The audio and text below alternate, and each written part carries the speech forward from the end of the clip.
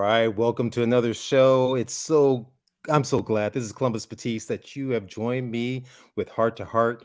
Excited, excited, excited. I know you guys say he's always excited about his guests, but this time I am. She and I, we met. I believe it was a lunch time event that was there, and we chatted up, and a lot has happened since we first spoke and we connected at that time. But I want to welcome to Heart none other than Dr. Linda Shiue. She is a chef. She is a physician extraordinaire. And so let me read to you just a little bit about her, just to welcome her to our show here. And so she is the director of culinary medicine and lifestyle medicine at Kaiser Permanente San Francisco, where she founded actually the Thrive Kitchen, a teaching kitchen for patients. Now, that's close to my heart. She is the author of an award-winning cookbook, Spicebox Kitchen. Now, Dr. Shiue, she is the associate clinical professor of medicine at the Kaiser Permanente School of Medicine and serves on the board of the San Francisco Marin Food Bank, Meals on Wheels of San Francisco, and the Teaching Kitchen Collaboration. She is a graduate of Brown University, San Francisco Cooking School, UCSF, and the kitchen of Michelin star restaurant Murad in San Francisco, and has a certificate in plant-based nutrition from Cornell University. Please welcome with me none other than Dr. Linda. All right. How are you? I'm good. It's so good to be here with you, Columbus. Yes, yes, yes. Do you remember actually when we met? Do you remember that? Yeah, it was a wellness conference. That's right. And I remember it was some rooftop lunch, and it was, beautiful Southern California, blue sky, sunshine. Yeah, I remember. Yeah. That's right. That's right. That's right. It's like I remember the day because it was so gorgeous outside Yes. and everything of that sort. But we had a wonderful conversation then. And man, I've been looking forward to, so proud of you, so proud of what you've done here in this time and that time since we first spoke. So bravo to you, first and foremost. Bravo. Thank you. All right. So, for those who don't know, I'll tell you, for someone who's gone through 4 years of college, 4 years of medical school, gone through the perilous journey of internship and residency to become a board certified a physician at that point, to then go ahead and stop is powerful. So what made you stop? I mean, literally you stopped completely and you just said, I'm taking time off and I'm going to do me. Yeah. It's pretty crazy, right? That is. That is. It is kind of interesting because I'm such a rule follower in general. I kind of do everything on time, do everything I'm told to, but taking a break from your medical career is not what you're supposed to do. No. And at that point, I was, more than 10 years into my practice as a primary care internist. And what it was, a series of circumstances, like so much else in life, right? Mm-hmm. So I remember at that time feeling like getting kind of burnt out, feeling like, is this what I'm going to do for the rest of my life? Like I wasn't really that excited about how I was taking care of patients. And equally important or more important, that my patients weren't getting that out much from me. Like I really felt like I wasn't inspiring them and I didn't feel inspired. And so it was in that setting that I just happened to be invited by a friend to go to a continuing medical education conference called Healthy Kitchens, Healthy Lives. And this combines nutrition science with cooking instruction. And it was that light bulb moment that, is mythical. And not that many people are lucky enough to have it, but it was truly like, this is it. This is how I'm going to revive my career, find joy in it again, and even more important, help my patients in a creative way. And literally less than a week after I went to that conference, I taught my first cooking class to patients. Wow. Wow. That's impressive. So wait a minute. Okay. Take a few steps back. Yeah. What did your family think at that point when you said, okay, guys, I am actually going to take this class and I want to get into cooking with medicine? What did your family think? It wasn't really a surprise. So, if you go way back, I've always loved food and cooking. I took my first cooking class when I was 7 years old. Ah. And I remember doing like various, presentations in high school that somehow I would bring cooking into. So I remember when I was a senior in high school, one of our assignments was we had to teach something, anything, and do it in French. And so I remember with my partner, we taught how to cook something. And that makes sense with French because that's cuisine. It's such a big part of that culture. But Yeah. that was actually the first time I taught cooking. Um, so I loved it. And even Well, wait a before, minute. Say that in French. Say what? that. No, no, Say no, say no, say. no, no. We're not speaking today. That was a long time ago, Chris. Um, But then I started a cooking blog, a food blog, Oh, also around the same time, but before I went to the CME conference. It wasn't focused on healthy cooking though. It was just focused on a love of cooking as I, learned recipes when I was traveling. So like there was all that passion around food that was always there, but yeah. it was always separate from my medical career. Again, because I just didn't never thought about how I could integrate it. So again, that's all in the background of how nobody was surprised that I wanted to do this. Yeah. And then they weren't surprised that I needed a break from my career actually, because it wasn't like one day I was just like, oh, I don't like this anymore. It was slowly building and Yeah. people knew that. And it was just that I didn't have an idea of what I would do aside from just walk away from what I had spent so much of my life training to do. And then the conference just brought it all together, honestly. So nobody was surprised. In fact, I think people were relieved that I found what I needed to do. Yeah. And so, I taught that class, I taught for a few years. And then when I felt like, yeah, this isn't just, a little fad. This isn't like the thing that for this moment that I wanted to do, that I really wanted to do it and do it better and do it more formally. When I announced that I needed to go to culinary school to kind of seal the deal, and that I was going to start this kind of new path within my career, it all made sense to everyone actually. Wow. So wait a minute. Okay. So how much time did you have to actually take off for culinary school? I took off a year, but it wasn't all for culinary school. That included Okay. a little bit of time pre and post. So it was Yeah. 6 months for culinary school. And I did that plant-based nutrition certificate, online. And I did it slowly over, I don't know, 3 months or so, all Hmm. within the same year. I'm very type A, like many doctors. So Yes. there's a plan. It all fit well into this plan. And when I was choosing my culinary school, I chose a program that was shorter than some others. Some of them are 1 or 2 years. I found one that was Mm. 6 months. Um, and it just kind of, the timing all worked out within the time that I wanted to take off and that I could take off. Oh, that's amazing. That really is amazing that you're able to kind of really pivot like that. For those who don't know, and I don't recall the actual statistics. I'm not sure I've looked them up, Mm. but I know firsthand that a lot of lawyers, I have two nieces that are lawyers, Wow. lots of friends that are lawyers, and many of them, they get their law degree and they never practice one day of law. Not Yeah. because they're not capable, but Right. because they're using it as a springboard to do other things. I Mhm. don't know that that's the case in medicine. I I don't- think it's almost like once you're a doc, and that's all you do for the most part. Right, right. No, that's definitely true. Although I think it's changing these days, Yeah. and that's exciting for me. What I realized too as I went through this process, and it was kind of the process of I was unhappy, and then I had to kind of go back to who I was. Medicine is so all encompassing, as you know. Yes. Even just the simple fact of it takes up so much time, right? Yeah. That you can kind of forget parts of yourself. But Mhm. those parts of ourselves, I think, are the key to having longevity in any career. And not only like does it keep you there, it makes it better. It makes you better Yes. as the person doing that. And so the parts weren't just, oh, I love cooking and I love to eat, but it was also that creative part of me. And I didn't think at that time that creativity was actually even welcome in medicine, right? Because you can't be completely creative. You can't kind of make up No. things as you go along. You need to No. understand the science, follow the evidence. And yes, that is key. That part you can't be creative about. But I think the approach to how you deliver that science to your patient can make all the difference in whether or not you connect with the patients and also your own joy about and practicing in that way. And so that was what I found for myself. I really needed to find a way to be creative and bring Linda Shiue, and not just Dr. Shiue, to the Yeah. table and to the exam room.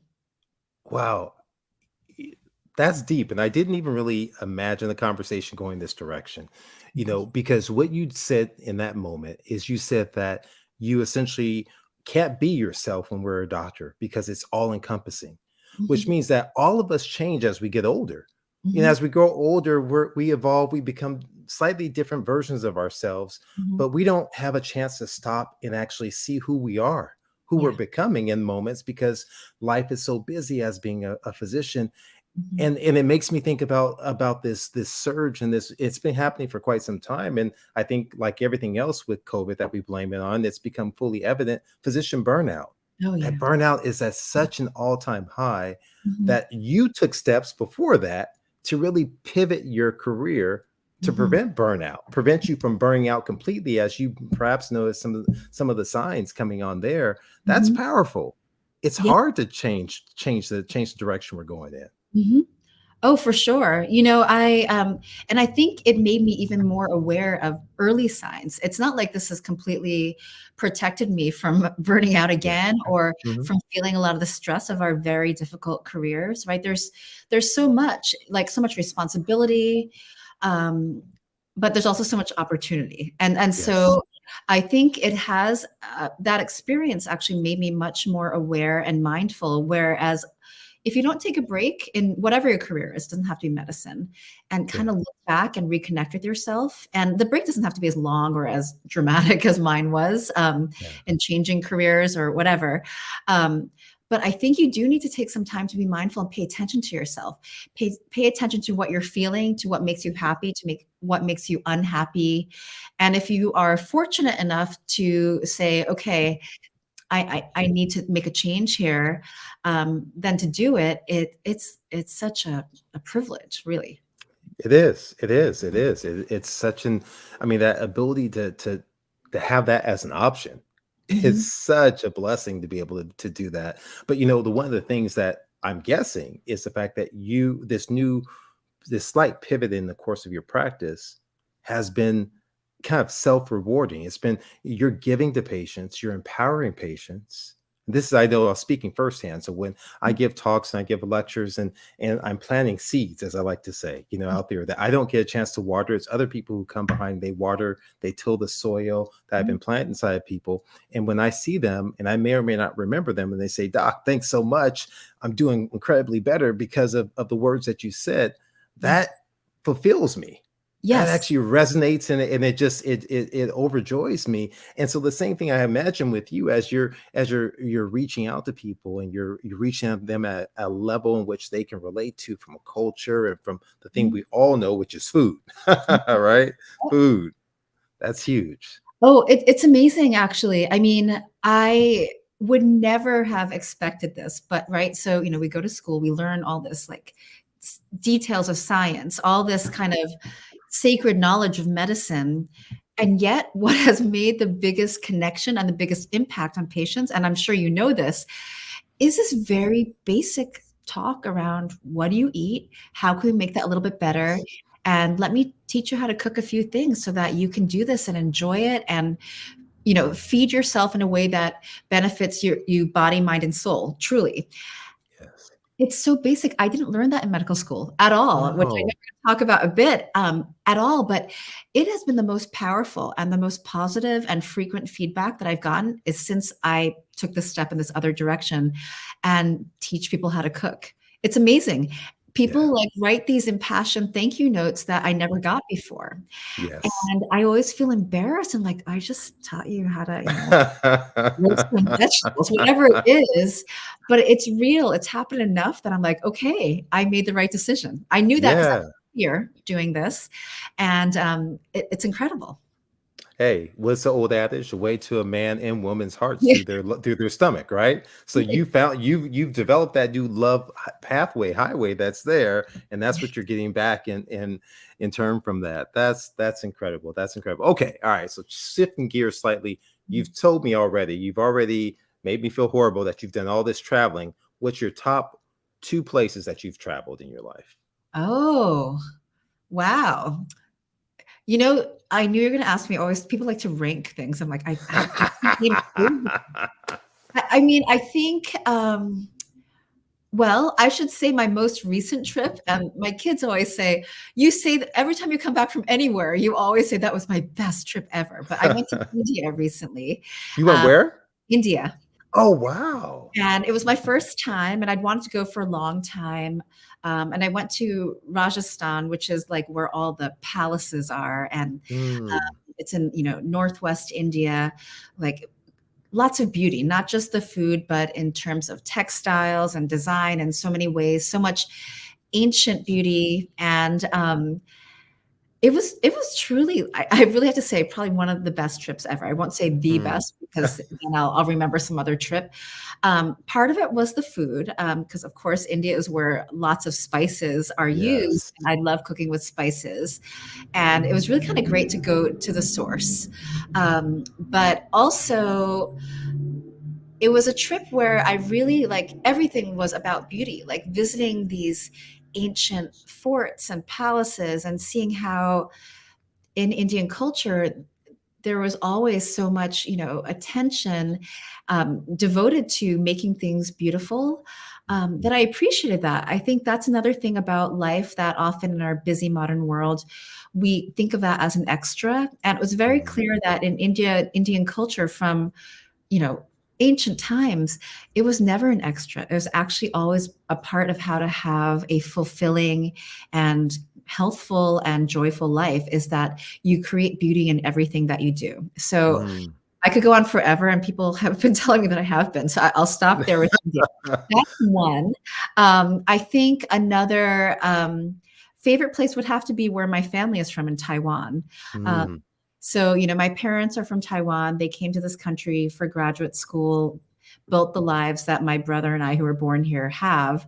Um, and, we only went occasionally when we were growing up. But then after my parents retired, they moved back for what ended up being more than 10 years, maybe even Mm. 15 years.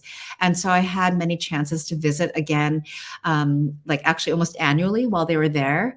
And I got to know my culture a Oh, lot that's better. wonderful. And I think that's really important, right? It's important for all of us to know where It we came is. from, good and bad, Yeah. and to really gain that understanding. So even though that wouldn't be really a trip, that was really the trip towards understanding who I am. Hmm. That's wow.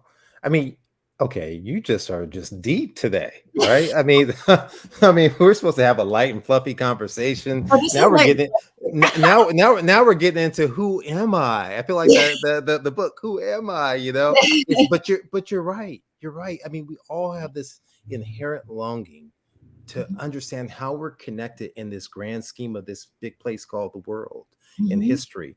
And do I mean something? Did my family mean something?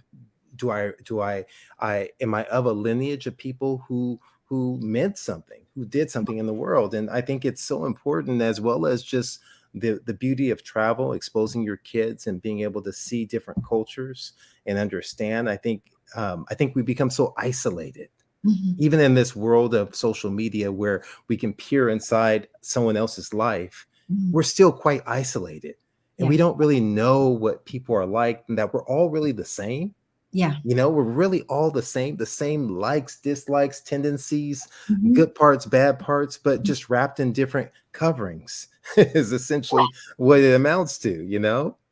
Oh, yeah. It's And of course, yeah, my favorite way to get to know people is through food because yes. that is really for me, well, it's the most delicious way to get to know people too, but that is the entry point for people as individuals and in their cultures. And exactly that. We are as alike as we are different. And there's so much that's rich in all of that.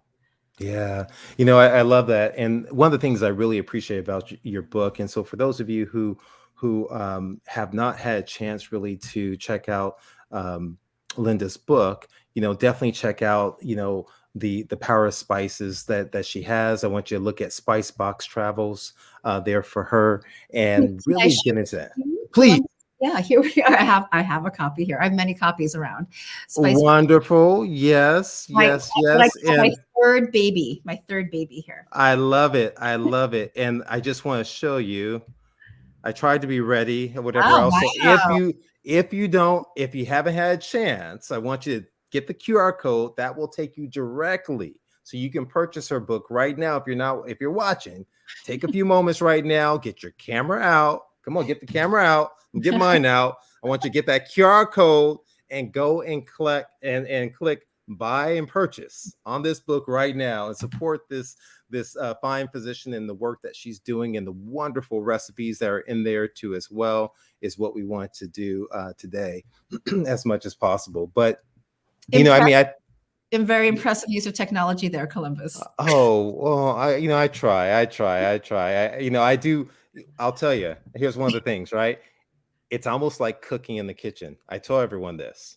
Now, Yeah. this is horrible for someone who is a chef like yourself, right?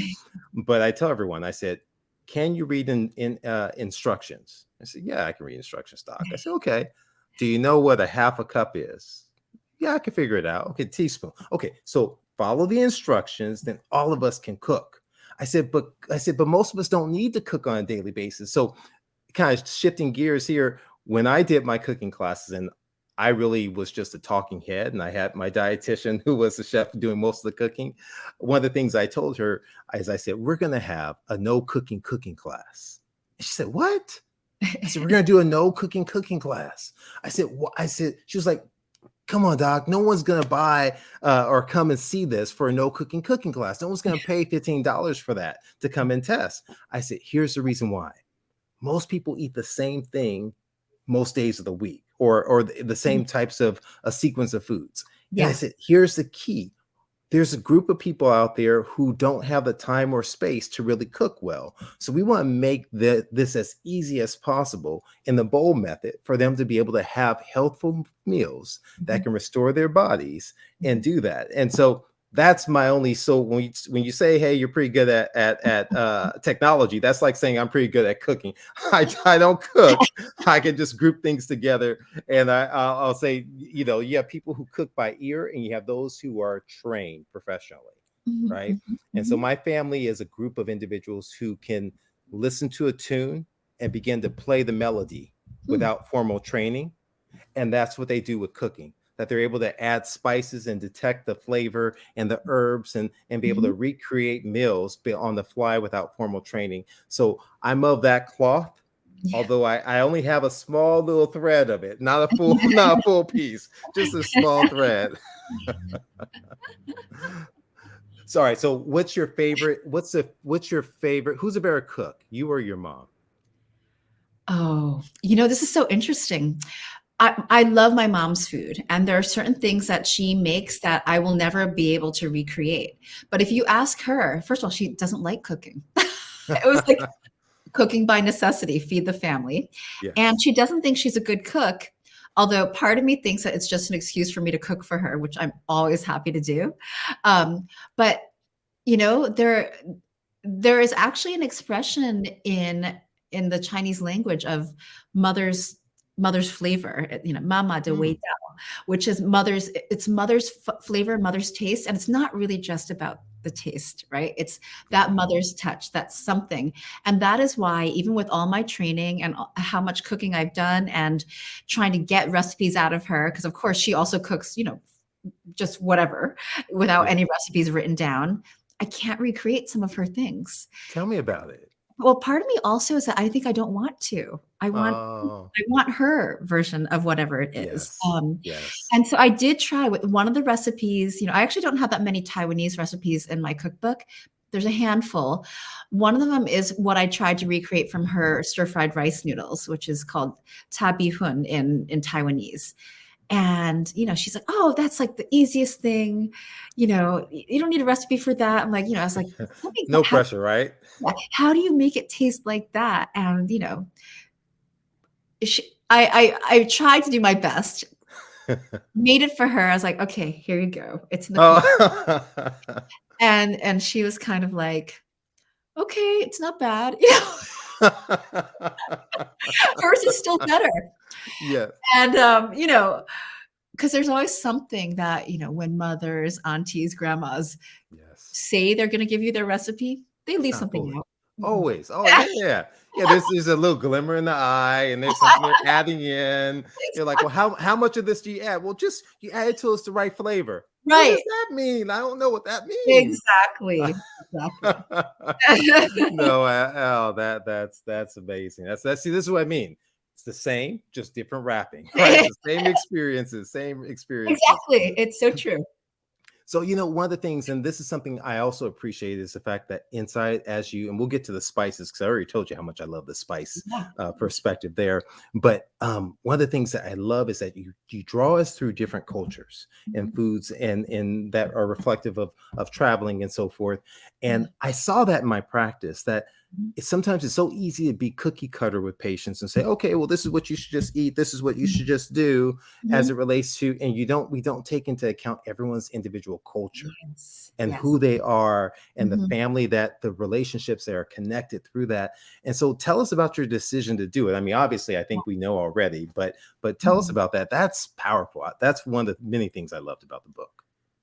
I think this is again sort of the very simple idea that is the most brilliant, right? And I mean, for me, it's because I just always so curious about other people, other cultures, other cuisines that I naturally like a very diverse palate, and I like to try a lot of different things. But as a medical professional, from that perspective, what I have seen is that what doesn't work is to prescribe one healthy diet to people, right? I'm sure you've seen this fail all the time, especially in very multicultural California, where if you're telling someone to eat, what's called like the kale and quinoa diet, that works for some people or sometimes, but it's going to fall on deaf ears and fall flat completely for probably the vast majority of people who don't already eat kale and quinoa. So I like to say, well, we can take, these general principles of whole grains, leafy greens, call it that. Don't call it kale, don't call it quinoa, Mhm. and say, what do you eat? What do you like to eat? Or what do Yes. you eat in your culture that has these things? Every culture has whole grains. Every Yes. culture has leafy greens. And if we go back to that and say, you know what? You already have it. It's already been in your culture and your cuisine. Let's just translate what we know from Western medical science and nutritional science and find those elements that you like to eat that are already part of your history, and then I bet you're going to enjoy it and you can improve Yes. your health that way. It's kind of like the like every culture has a food DNA, right? We just have to Mhm. tap into that and make those parallels, and it's all there. And so when I went through thinking about the different cuisines I would highlight in this cookbook, they're all cultures that I either have personal experience with or have a lot of evidence in the case of the Mediterranean diet um, for having a healthy cuisine. And they also all have lots of great spices that you can explore. So getting back to what you're saying is that most people only cook a few things.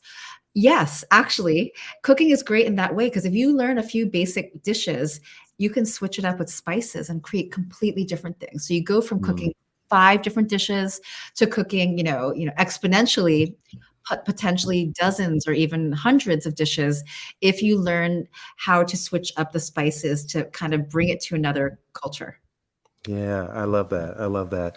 You know, and speaking of when I look at spices, I mean, I think of spices and herbs. I think about my upbringing, right? So my dad was big into like herbs and everything of that sort, and vitamins, and my mom was big into spices and the Mhm. herbs too as well. And if one of us got sick, it was like, let's kind of get some fenugreek here. Let's get a little bit of this here. Let's get Mhm. this type of tea here, and it resonated back to years gone by in the past that none of us have experienced, where people actually lived off the earth and they Yeah, knew which herbs and plants were useful for medicinal purposes and yeah. how to apply that for healing purposes. And so in our culture we just don't appreciate that at all, Mhm, and that's what we were chatting about at the beginning. I love the fact that at the beginning of your book you mhm. really walk us through the medicinal, the powerful, the flavors, but also the power of like many of these regular, can be everyday common spices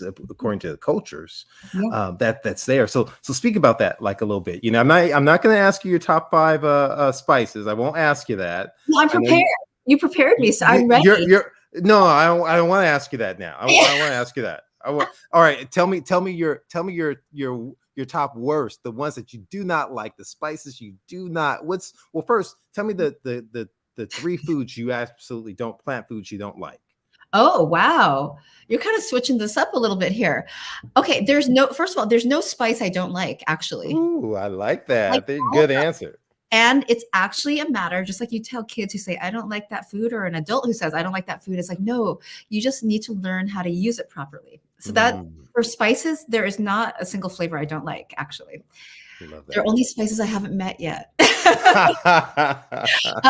But plant foods, I will admit there are a few things. Let me see. I don't know if there are three, but um, there are a few things that I don't love, actually. So one would be bitter melon or bitter cucumber, Mm, which is enjoyed a lot in many cultures, including in most Asian cultures.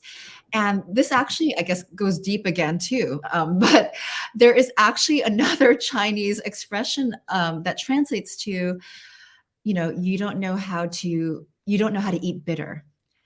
And mm, it basically means that don't, you haven't suffered, and that also you kind of can't, you wouldn't be able to suffer. Kind of mm. so a little bit of a weakness, but also kind of like you just haven't had that experience of suffering. It's just a commentary. And so my father has said that to me a few times, and it's not actually accurate. When you get to a certain point in life, all of us have suffered Yeah, this is in true. small ways. But it's kind of interesting that I actually don't, bitter cucumber is a little bit too bitter for me. Mm, Um, I do have it in one recipe in the cookbook, which is in the Trinidad section for a lime pickle, which is basically like a kind of a hot sauce, but you eat whole pieces of lots of different things, which includes bitter cucumber in the authentic recipe, as well as pieces of lime and carrot and very hot Scotch bonnet pepper in oh, it. well, yeah. And so in that form, actually, the bitter cucumber is more tolerable because I think it's just overwhelmed by the spice of the Scotch bonnet and all the citrus of the lime juice. But that's one that I don't really love. Other plant foods that I don't love, interesting. I was just talking about kale and quinoa. I've certainly eaten a lot of quinoa in my life. I still cook with it sometimes. It is probably not my favorite whole grain. I wouldn't Mm, say that I don't like it, but it's not my favorite. got it. Um, And I think that's it. I don't know, throwing That's out for pretty me, good. actually. Are there any others that you think that people don't really like? And I wanna see if I like that, if you have any other ideas. Probably the most common I get, Uh-huh. it's not mine, is eggplant that people Oh, don't really have a particular interest in. They don't. And it's my favorite vegetable. oh, wow. That's Yeah. great. So I can't say it's my favorite, but I like it. I like Uh-huh. eggplant.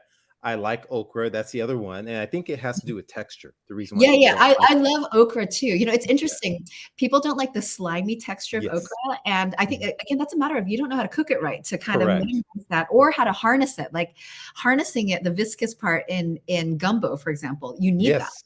That's right?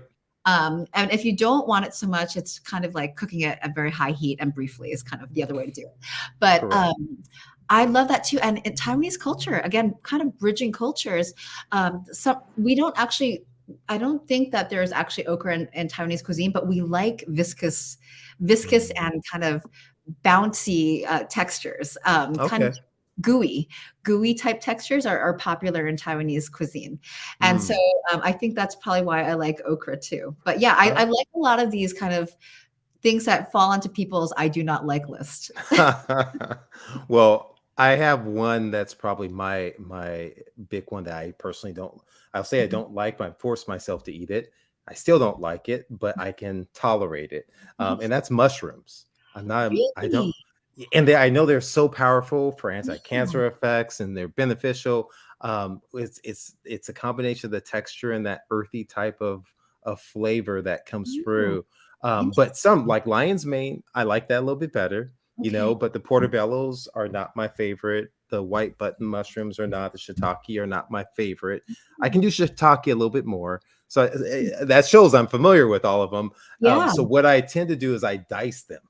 Yeah. Fine. So I'll add them like to a lentil stew or Okay. whatever it is and Yeah. dice it. So I'm not really seeing the or having much of the major texture that's there. And Oh, ironically, my daughter is identical. She doesn't even like the smell when they're cooking oh, at all. interesting. Yeah. Yeah, yeah, yeah, I yeah. wonder about that. I was gonna say, oh, it's about, how you cook it, but you figured that already. You found out the cooking technique that works for you with the mushroom. Yes, yes, yes, Yeah. yes. So it's all texture and making it palatable.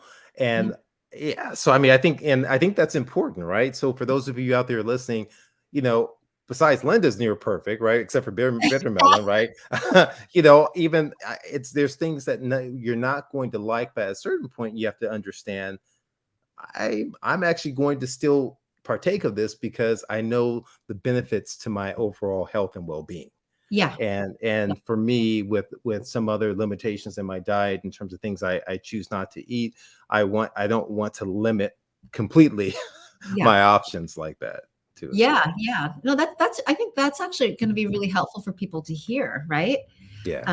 In the viewers here.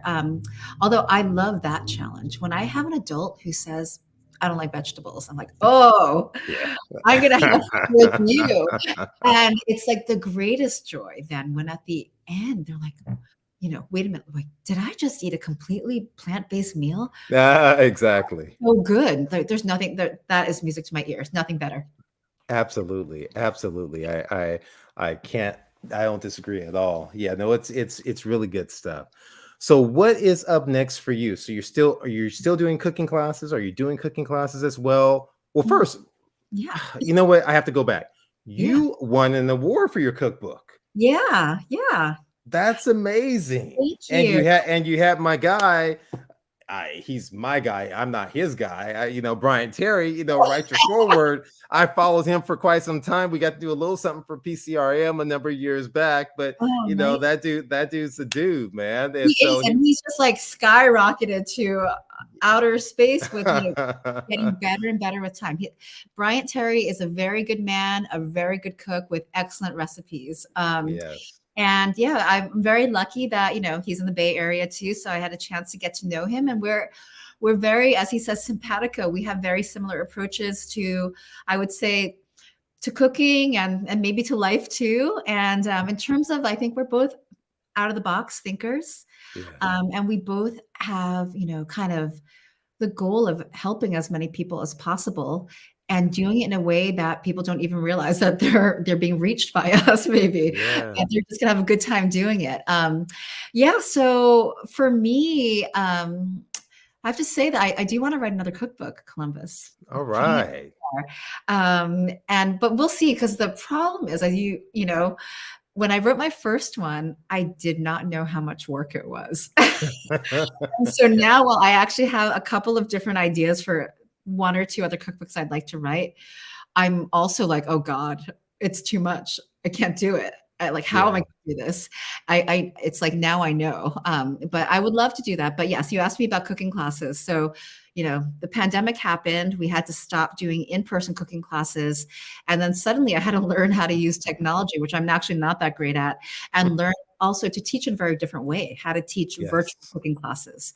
So since the pandemic, my classes become virtual, but there are many advantages of that for people. Actually, they don't have to rush to a Yes. place in person after work to get to a class. My classes are now free through Kaiser in San Francisco, which is great for people. And there's no limit on the number of people, actually. So, as many people can join as want to. And it's a little bit easier for me, to be honest. I only have to like prep and clean up for the amount that I'm cooking in the class, as opposed to enough to feed a whole class of people. And Yes. so there are some things that are harder, some things that are easier. I still want to go back to in-person cooking classes. I've been able to do a few since things have opened up a little bit, and I love that. But I also recognize, like, oh, this is so much more work, actually. Hmm. There's nothing to kind of compare to that, like you're side by side cooking with someone to see what they're doing, to correct things, in real time, and to kind of just really adapt to what they need from you. And you can't do that with a large impersonal video class. So there Yeah. are pluses and minuses with both of those. But, I remember when I first started to teach my cooking classes, another doctor that I spoke with who had done a little bit of that, she's like, "You're going to do it 5, 10 times. You'll be tired of it." And part of me too is kind of like, you tell me no, then I'll go in. But Exactly. that was 11 years ago. So I don't think I'll tire of it. I might just Exactly. where I'm too old to do it at some point, but that's hopefully far in the future. For now, it's my favorite thing to do, truly. Yeah. I love that. I love that. And and no offense to the doc or whomever told you that, but ignore the haters. Ignore the haters, okay? Ignore the haters. You keep doing you and make it happen, because I'll tell you, you're leading a revolution, right? There needs to be a revolution in medicine, and you're at Mhm, the forefront really for transforming the way in which care delivery is rendered and for what's happening to the patients. And we need to, there's a saying that's out there that not everything that counts can be counted, and not everything that can be counted counts. And so there are nuances to the power of transformation oh, that you're yes. delivering that Mhm, can't be counted inside of traditional medicine, and that right, should never, never, ever negate its value or its benefit. And so that means that resources need to go where value is placed, and your patients who are going through your program mhm. understand the value that you're delivering. I Oh, would yeah. love for you to be my doctor. I'd Oh. love for you to be my doctor. That's for sure. That's for sure. It's you said those are very important words that you said, right? Because bean counters measure things that can be counted, but you can't count this actually. This is where narrative and Yeah. people's experiences have to be recorded and shared, and to say, yeah, we can't translate that into numbers necessarily, but it's priceless. It's truly actually priceless. Yes. And then just like you said, with maybe not remembering that person that you had not realizing you had a huge impact on someone, that happens all the time through this. Yes. Like, it'll be someone like, oh, I heard about you through my, so and so relative or a friend of a friend of a friend, and we've been cooking your recipes. I'm like, I didn't know that, and you know, it changed my life. That sort of thing is like, oh my god, that's amazing. It's incredible and beyond what I ever thought I could achieve as a doctor, right? I always thought, and I'm sure you probably did too, that you would affect people on an individual level, one by one by one. You could count the number of people that you impact, but I actually think by thinking outside the box in ways which very fortunately, have given me great joy beyond what I thought I could have as well. So it's a mutual benefit, Mhm. impacted, so many more people than I realize, and all while having fun. Yes, yes, yes. Love it. We'll definitely keep doing that. I want you to leave the folks with three things that they can do, think outside the box for their to transform their nutrition. Besides buying your book, okay, that's number one. I'm gonna throw number one for you, and let's make it top four. I'm gonna give number one. Buy her book. Okay, that's number one thing that you can do to change your life and change your direction right there. Buy her book. So now give us two, three, and four that they can do to Yeah. really kind of get themselves going. Okay. I think allow yourself to believe that you can change, right? Whatever that is that someone might tell you that you need to change, or that inside that you have to change but feel like you can't. Throw that aside and believe that you can. And it's just a matter of finding the right resource or person or just even buddy to help you along to get you to where you need to be. So believe in the power that you have to change whatever it needs to happen. That's probably number one thing.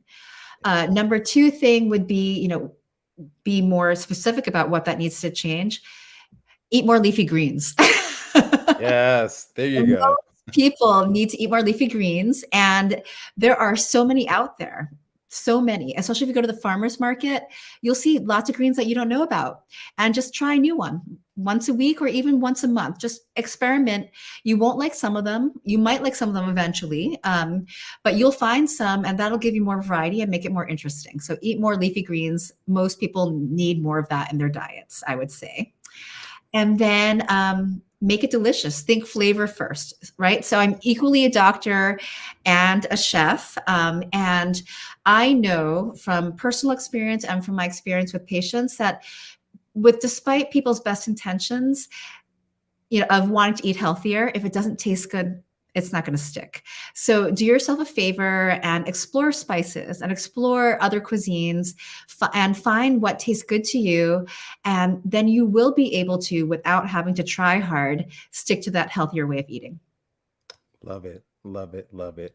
Words of wisdom right there for you. Listen, thank you so much for spending this afternoon, this evening with us, kind of sharing the value of nutrition and your story and your journey and all the pearls that we've kind of dropped throughout this session that's here. I know there's someone out there who's listening who's making a purchase right now as we speak. They're buying that book. They're clicking buy right now and ship next day. That's right. Hold the book up. Hold the Yep. book up. Yes. All right, we have to get that book that's there, right? Learn about the spices, the powers in your hands there. So anyway, thanks so much for joining another session of Heart to Heart. It's truly been enjoyable for me, and I look forward to seeing all of you out there who are listening. Be with me sorry, I gotta tell her this. You told me you have 2 kids, right? Yeah. After the first child, I know that was not an easy to deliver a child. I was there with my wife when she delivered my daughter. But guess what? She did it again, and so did you. Yeah. And so birthing that book, Oh, yeah. that first book was a challenge. Yeah. But there's always room for another I love book, it. another child. All Okay. I right. want to make All right. sure Number hit 4 that. coming. That's right. That's right. Get the next one out there. I'm Thank you. working on my first as a man. I've never delivered a child, so it's a little bit more struggle for me. Those of you out there who've been supporting me through signing up on my website, healthyheartdoc.org, for selfish, learning how to get selfish, because I'm gonna tell you what. Dr. Shiue just gave you some tips on being selfish. We talked about the food that's here. We talked about the mindset that's right there. And there's many aspects. And so continue to follow me, support me.